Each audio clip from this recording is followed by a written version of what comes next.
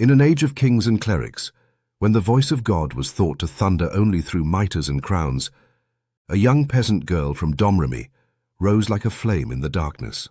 Joan of Arc, Jeanne la Pucelle, claimed no authority but that of divine voices, no nobility but the fire in her soul.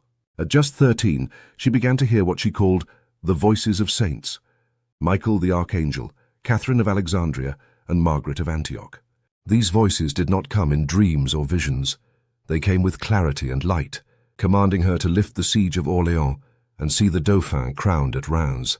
What followed was a chapter in history that reads more like myth than fact. Clad in white armour, carrying a banner rather than a sword, Joan rode at the head of armies, untrained in the art of war, but possessed of a courage that outshone any blade. Her presence turned the tide of the 100 Years' War. Orléans was liberated. The Dauphin became Charles VII, crowned with Joan at his side, a peasant girl altering the course of nations. But her purity and her power frightened the powers of the world.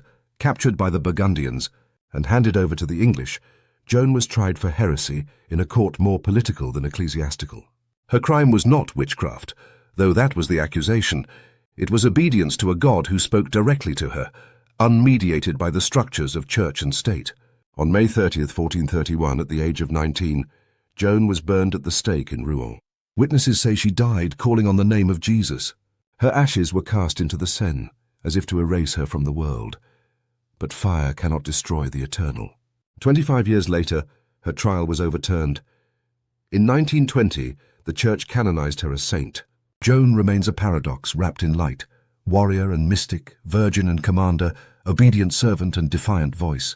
Her life invites us to consider what it means to listen, to the still, small voice that burns within, beyond dogma and power, beyond fear and reason. Joan of Arc did not simply believe in God. She trusted him to speak, and she listened. Thank you for watching. Please like, share, and subscribe.